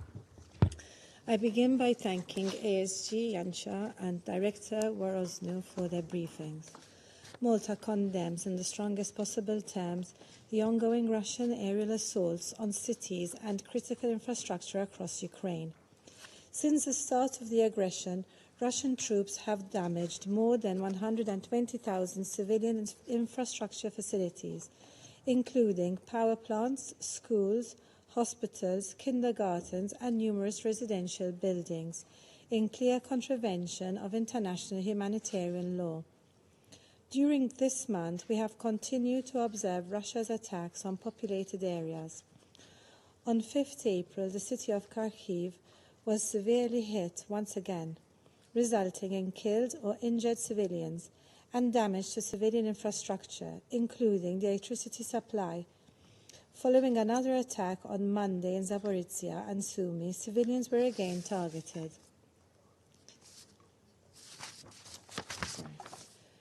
The pattern of continued attacks impacting civilian and civilian infrastructure is reprehensible. This goes against the very principles of international law. Civilians, aid workers, and first responders helping war-affected civilians must be protected at all times and respected without any exception. The international community cannot turn a blind eye to this tragedy that continues to unfold before it. Immense human suffering, loss, and grief have become an everyday occurrence in Ukraine. Countless families have been separated. More than 10,500 civilians have been killed. More than 20,000 have been injured. These numbers do not even include the tens of thousands of Ukrainians who have died bravely defending their country. The tragedy in Ukraine has gone on for far too long and must not be normalized. Today, 14.6 million people are estimated to remain in need of humanitarian assistance in Ukraine. Unhindered humanitarian access remains a priority, and all arbitrary impediments to the entry of aid must be immediately removed. Furthermore, we are shocked by the missile attack on Médecins Sans Frontières office in the Donetsk region on 5th April. This is not only a violation of international humanitarian law, but jeopardizes humanitarian operations and the provisions of life-saving assistance when it is needed most. Investigations and accountability for all attacks on medical and humanitarian staff in this conflict must be forthcoming. Perpetrators must be held accountable. The consequences of the Russian aggression against Ukraine have been felt far beyond Europe. The war has affected food security and energy prices. We must not forget that Russia unilaterally decided to suspend the Black Sea Grain Initiative. After that, it launched more attacks on Odessa's ports, infrastructure, and grain storage, depriving some of the world's most food-insecure countries of Ukraine's grain. The latest OHCHR report on the human rights situation in Ukraine refers to large-scale atrocities reportedly committed by Russian forces, including torture, sexual and gender-based violence, forced deportation of children, and summary executions. Additionally, the OHCHR has described that Russian authorities had carried out deliberate efforts to suppress expressions of Ukraine's cultural identity. This is unacceptable, and Malta reiterates its firm commitment in ensuring full accountability for this aggression and for all other serious crimes committed, as well as for the massive damage caused by Russia's war. We fully support victims' rights to justice and reparation and the important work undertaken by the Register of Damage caused by the aggression of the Russian Federation against Ukraine as an important first step. In closing, Malta reiterates that the only way to achieve a just and lasting peace for Russia would be, Malta reiterates that the only way to achieve a just and lasting peace would be for Russia to immediately cease all hostilities. It must unconditionally and completely withdraw all its forces and military equipment from the entire territory of Ukraine within its internationally recognized borders. I now resume my duties as President of the Council. I now give the floor to the representative of Ukraine. Well, thank you, Madam President. Distinguished members of the Security Council, Assistant Secretary General Yencha and Director Wosornu. I also recognize here junior Russian staff in the permanent seat of the Soviet Union. Apparently, the big boys have already run away. Their country has finally abandoned attempts to invent plausible explanations for this aggression. Instead, it now openly declares the true goals of the war. the complete annihilation of the Ukrainian state, Ukrainian people, and Ukrainian identity. Indeed, it was difficult even for Russian propaganda to explain how the destruction of Ukrainian cities and the mass murder of Ukrainians could be considered, I quote, liberation of brotherly nation. It was difficult to repeat the false mantra about bombing Donbass for 8 years as a pretext for war against the backdrop of the Russian army persistently wiping out more and more Donbass cities and villages for over 2 years. Furthermore, it was extremely difficult to pretend that Russia fights against neo-Nazism while replicating all the behavioral patterns typical of the Nazi Reich. Now, Moscow seems to align its words with its deeds. They openly, including in today's meeting, call for the killing of all Ukrainians and the elimination of the Ukrainian state, as we can see from recent policy documents, statements from Russian officials, and top propagandists. Putin's close accomplice, former President Medvedev, for instance, calls in his Telegram channel, I quote, to chop up Bandera pigs, meaning all Ukrainians. Medvedev's Nazi predecessors, as well as we know, labeled Ukrainians and other Slavic peoples as Untermenschen. Actually, it seems that even the Shazam application on your smartphones may face trouble in identifying who one or another quote belongs to, Nazi criminals or their Kremlin followers. Nazi propagandist Goebbels used to say, I quote, "We will strike until destruction. The Führer intends to wipe cities like Moscow or Petersburg off the face of the earth, and it is indeed necessary," end of quote. Now, how about this quote? Kharkiv must be wiped off the face of the earth just so that there are no illusions. But we need to start with Kyiv. We just need to destroy all, completely wipe it off so that nothing remains, just radioactive dust, end of quote. It is Russian propagandist Solovyov who echoed Goebbels on Russian state TV. Another quote, "We know that we are dealing in the East with an infernal political satanism," Goebbels used to say. And his echo today, let me quote, "Special military operation is a holy war in which Russia and its people protect the world from the victory of the West, which has succumbed to Satanism," end of quote. It is a quote from the so-called Order of the World Russian People's Council, called The Present and Future of the Russian World.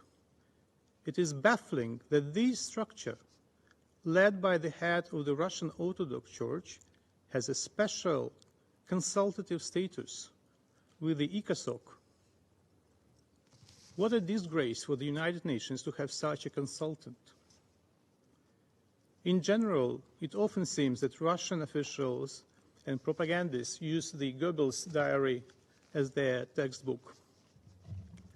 The latter, for example, wrote in February 1943 that the National Socialist government is ready to use every means, and we do not care if anyone objects. How about Putin's Minister Lavrov in January 2024, who responded in the same way to the question about the overwhelming majority of the UN member states condemning Russia's invasion as a violation of the UN Charter, and I quote, "It doesn't matter to us who and how voted in the General Assembly." President, implementing its annihilation strategy, Russia has fired nearly 1,000 missiles about 2,800 Shahed drones and almost 7,000 guided aerial bombs on Ukrainian cities and villages since the beginning of the year. The total explosive power of combined airstrikes on Ukraine for this period exceeds 9 kilotons. Only 3% of Russian missiles, drones and guided bombs hit military targets, while 97% hit civilian infrastructure. Russia deliberately targeted the critical energy infrastructure, as we heard today, in particular power generation. Following the March attack, 80% of thermal power generation was destroyed. Hydropower plants also sustained heavy damage.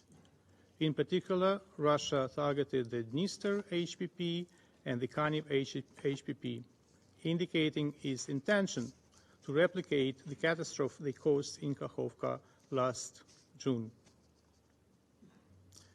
It should be a common task of the international community, not only Ukraine, to ensure that such large-scale environmental disasters no longer occur in Europe. Kharkiv, the second largest city in Ukraine before the war, has become a particular target for the Russian forces.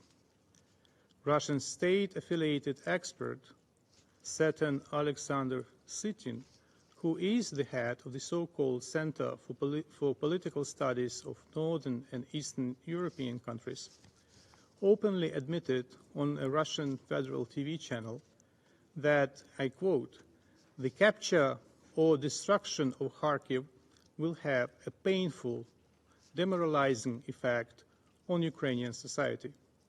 But I believe," he continued, "that the will of these people needs to be broken over the knee." End of quote. That's why Russia shells Kharkiv civilian infrastructure on an almost daily basis with rockets, drones, and aerial guided bombs. Almost all critical energy infrastructure in the region was destroyed. Overnight, Russia again attacked our critical infrastructure. The Tripilya thermal power plant, the main supplier of energy in Kiev, Cherkasy, and Zhytomyr regions, was completely destroyed. It is practically impossible to make the final update of my statements, as Russian shellings continue even now during the Council's meeting. To increase the scope of casualties, the Russian army resorts to the terrorist practice of double strikes, attacking the site of the first attack with a wave of missiles or drones when the rescue operation is underway. And that was in fact confirmed today by the representatives of the United Nations. Among the most recent examples is the Russian attack against Kharkiv on April the 4th.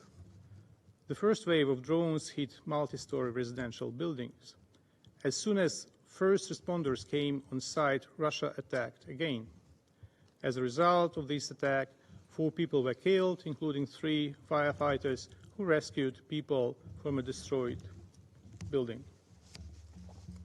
This terrorist practice of deliberate heavy strikes against a city with population more than 1 million could result in thousands of civilian deaths.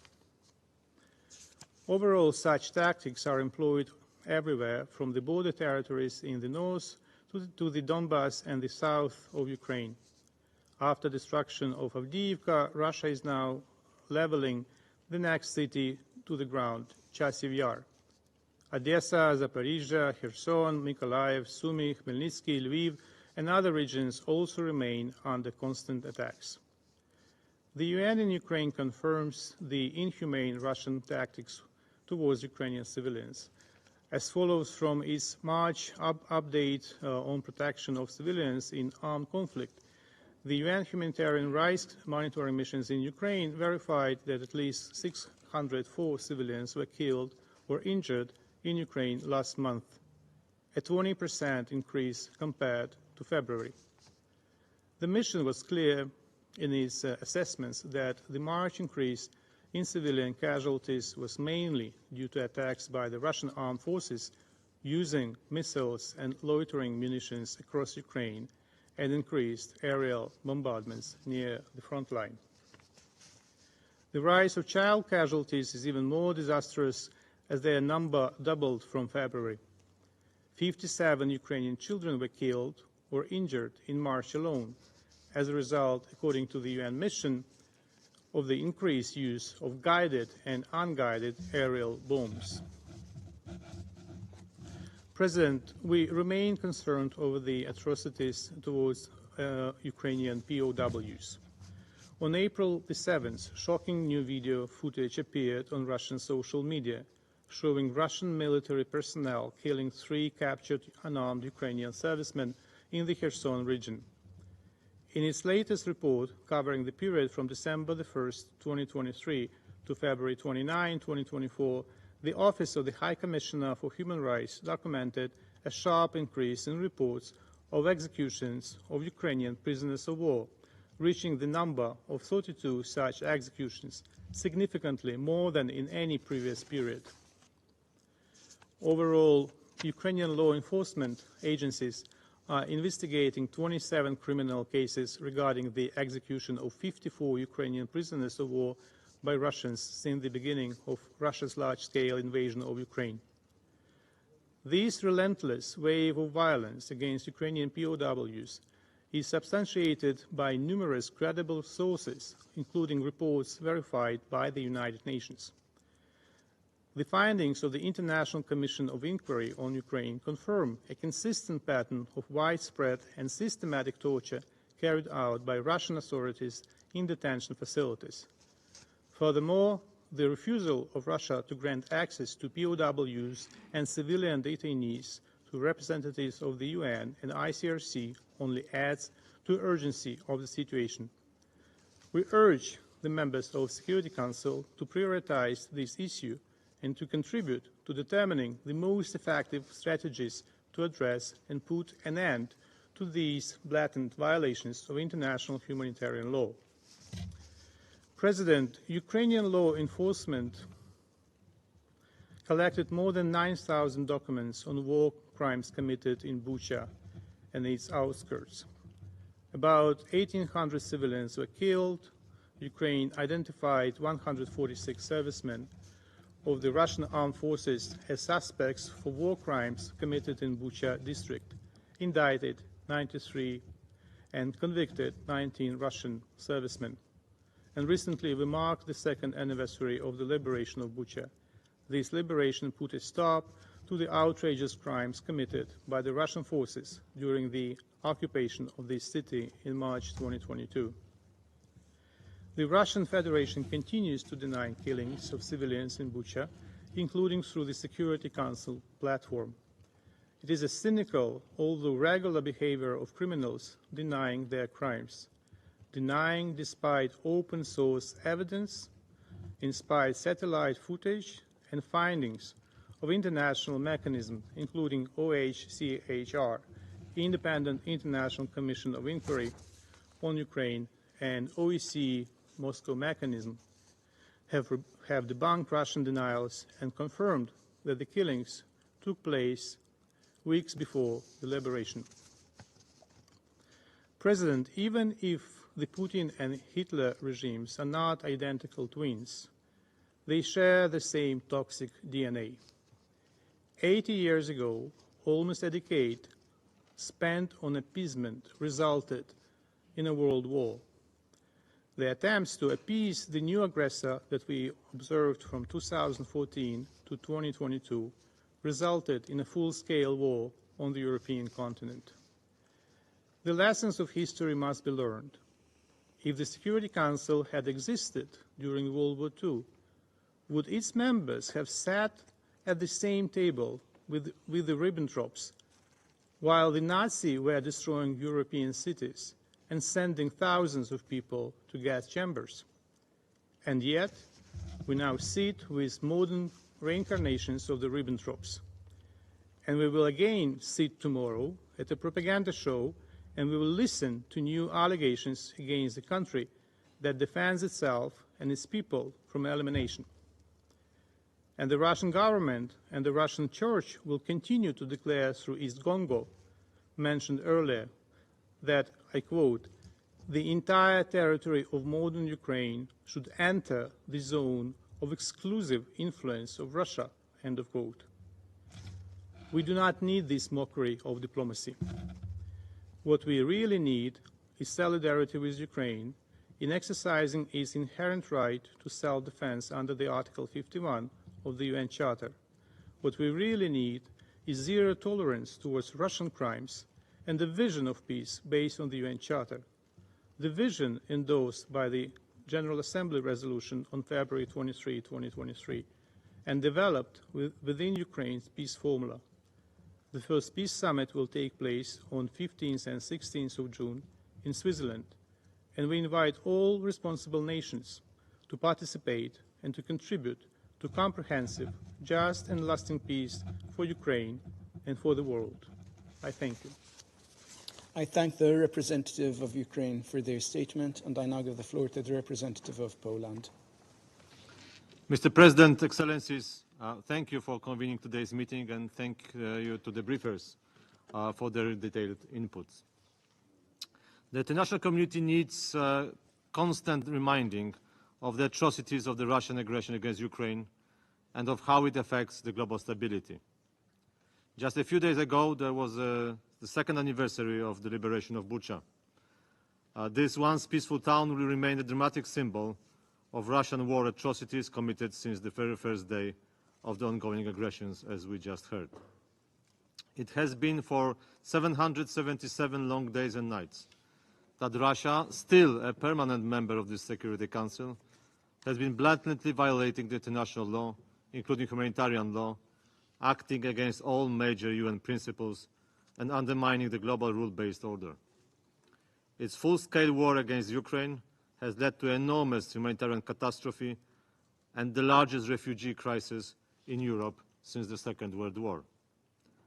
At the same time, here in the UN, Russia engages in a particular game of deception.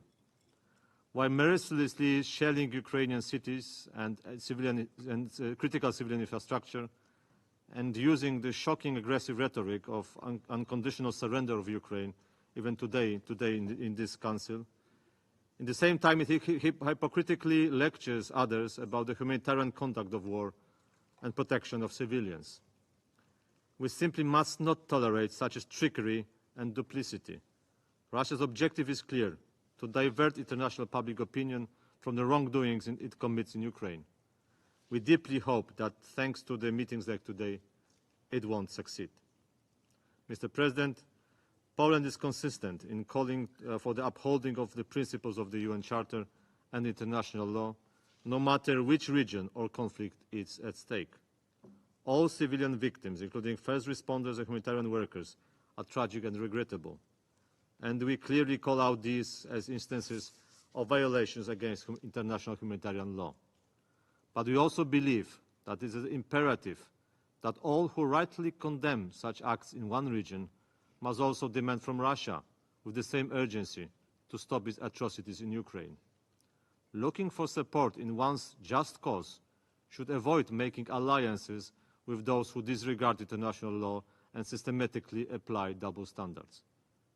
Mr. President, in conclusion, let me reiterate our conviction that the peace-loving world must continue to support Ukraine in its self-defense against Russia, including by strengthening Kyiv's military capacities. Our message to Russia is simple: there will be no fatigue syndrome of Ukraine war on our side. We have enough empathy to stand for the victims of every conflict in the world. Our attention will not be diverted. Our support for Kyiv is unwavering and will be provided for us provide that for as long as it takes. Thank you. I thank the representative of Poland for their statement, and I now give the floor to the representative of Lithuania. Thank you, Mr. President. I have the honor to speak on behalf of the three Baltic countries, Estonia, Latvia, and my own country, Lithuania. We also align ourselves with the statement of the European Union. Mr. President, I thank you for convening today's Security Council briefing. I also thank our briefers, Assistant Secretary General Miroslav Jenča and Director Ms. Idem Vosornu, for their presentations. We meet again to discuss humanitarian consequences of Russia's war of aggression against Ukraine, including Russia's continued and increasing airstrikes against civilians and civilian infrastructure in Ukraine. In sharp contrast to repeated pleas from all UN Security Council members in numerous briefings focusing on humanitarian issues and in violation of its obligations under international humanitarian law, Russia continues to turn the life of Ukrainian civilians into hell. Throughout the last months, Russia has used over 400 missiles, more than 600 Shahed drones, more than 3,000 guided aerial bombs, including glide bombs, to attack Ukraine residential areas. As it's stated in the recent report by the Independent International Commission of Inquiry on Ukraine, the attacks with explosive weapons in populated areas, including against hospitals and cultural objects, remain the leading cause of deaths and injuries among the civilian populations in Ukraine. The Commission continues to find new evidence of violations of international human rights and international humanitarian law and corresponding war crimes in the temporarily occupied territories of Ukraine. The systemic killing, torture, ill treatment, sexual and gender-based violence against civilians, as well as illegal transfer of children, are all conducted by or under the control of Russian authorities. We need to reiterate this. Humanitarian needs in Ukraine remain high, and humanitarian aid remains indispensable, especially to millions of people in areas near the front line. Humanitarian access is hindered by constant shelling and attacks, while Russian attacks continue to kill humanitarian workers who have rushed to help people in need. Ukraine is today the largest minefield in the world, Mr. President. As evident in the currently ongoing General Assembly's debate on Russia's use of veto blocking the extension of the mandate of the panel of experts for the UN Security Council 1718 Committee, Russia is happily willing to use its veto to sustain the illegal actions of these geopolitical client states who have become complicit in Russia's war against Ukraine. We condemn Iran, Belarus, and the DPRK, who are providing weapons and ammunition to Russia in its indiscriminate war against Ukraine and killing of civilians. We once again reiterate our call for UN investigation on the weapons transfers and the report to the UN Security Council. Full accountability for war crimes and the other international crimes committed in or against Ukraine should be ensured, including by the International Criminal Court. The Baltic states strongly support the establishment of a tribunal for the prosecution of the crime of aggression against Ukraine to hold Russia's political and military leadership accountable. We support the Council of Europe's Register of Damage for Ukraine and its opening of the claims submission process last week in Hague. That is an important contribution to the future compensation mechanism. During recent visit of Ukraine, Prime Ministers Denis Shmyhal to Vilnius, Riga and Tallinn, we reiterated our support to Ukraine. We will also do that here at the UN and in providing all needed assistance to Ukrainian people and government until victory. Mr. President, we must collectively condemn violations of international humanitarian law and demand accountability for those responsible. The Security Council must take decisive action to protect civilians and ensure unhindered access to humanitarian assistance. We urge the Security Council to take immediate steps to address the escalating violence and human suffering. The Baltic states strongly condemn Russia's war of aggression against Ukraine, which constitutes a manifest violation of the UN Charter. We reiterate our full support for Ukraine's independence, sovereignty, and territorial integrity within its internationally recognized borders and its inherent right of self-defense against Russian aggression. I thank you. I thank the representative of Lithuania for their statement, and I now give the floor to Mr. Jean-Noël Ladoin, Chargé d'Affaires ad interim delegation of the European Union to the United Nations. Merci, Monsieur le Président. J'ai l'honneur de m'exprimer. Thank you, Mr. President. It is my pleasure to speak on behalf of the European Union and its member states, North Macedonia, Albania, Moldavia, Bosnia-Herzegovina and candidate countries, and Liechtenstein countries, and other countries. We echo what was said by previous speakers.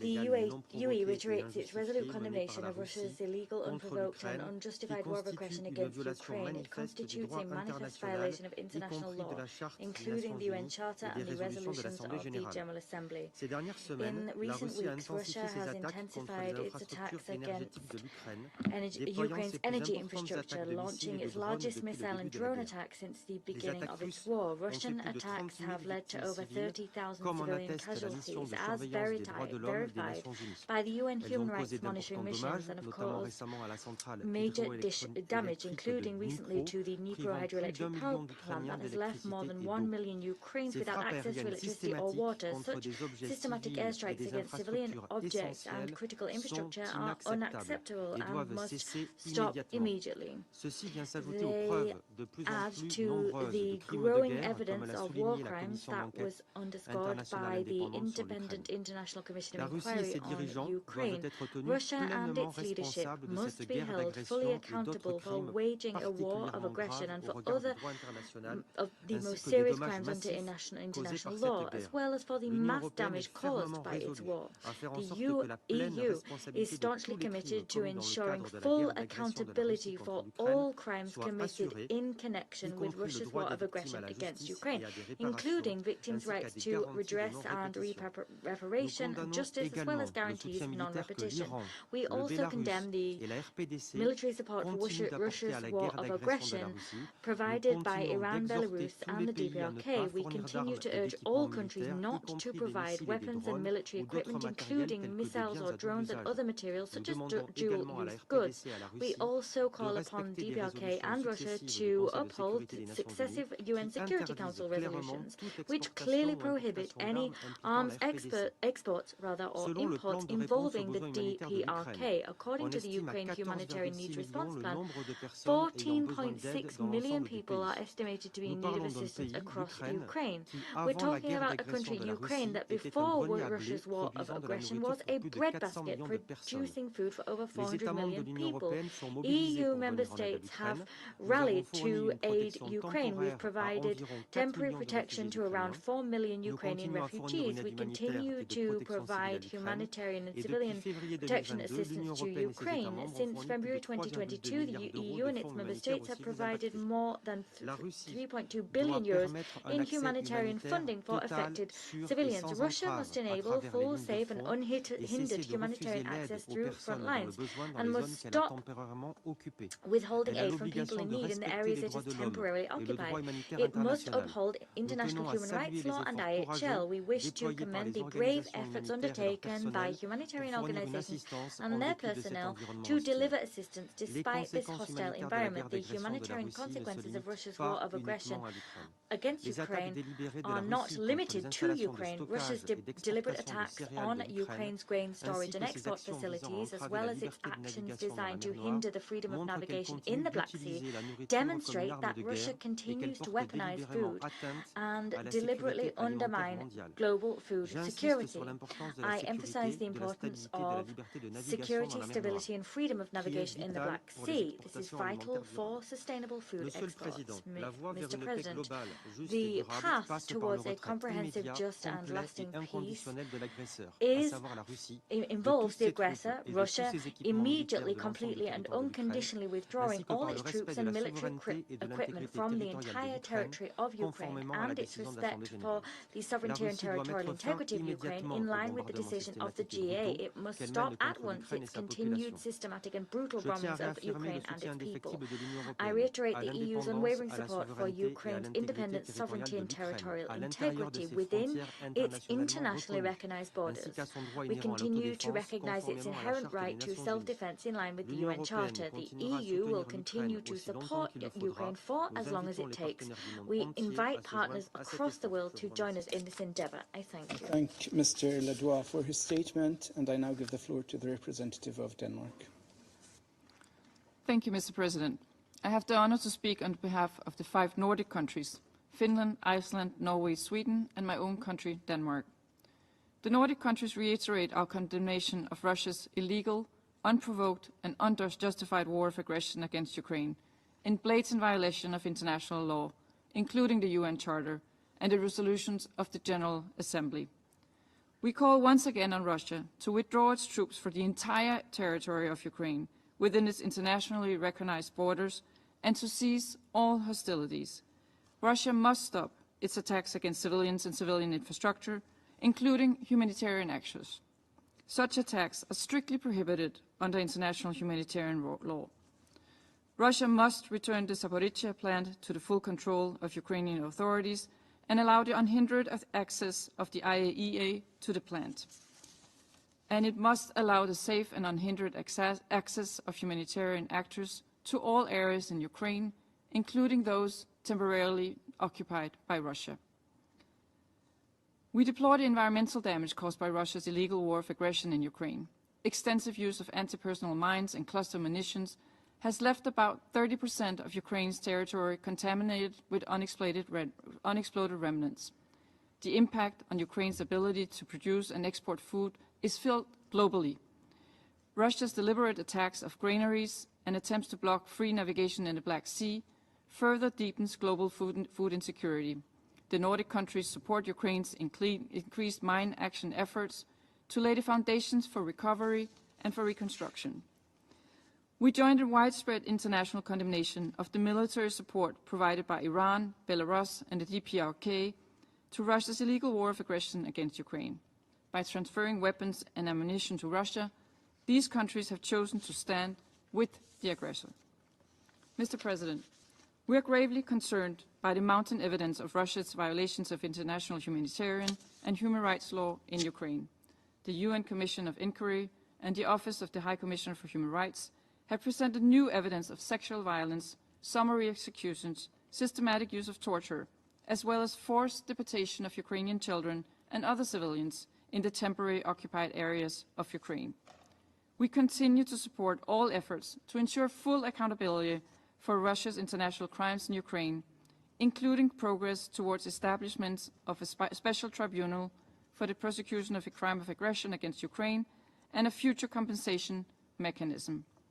The Nordics also reiterate our support for the work of the International Criminal Court and take note of the issuance of arrest warrants against 2 additional Russian officials for alleged war crimes and crimes against humanity related to a campaign of attacks against electric power plants and substations. The Nordic countries remain steadfast in our support to Ukraine and its people, who have shown exceptional bravery and resilience in defending their freedom and our shared values. We highlight the need to secure women's full, equal, and meaningful participation in all matters related to peace and security. We support all efforts to advance a just peace in line with Ukraine's peace formula and based on international law, including the UN Charter, to ensure the full respect for Ukraine's sovereignty and territorial integrity within its internationally recognized borders. I thank you.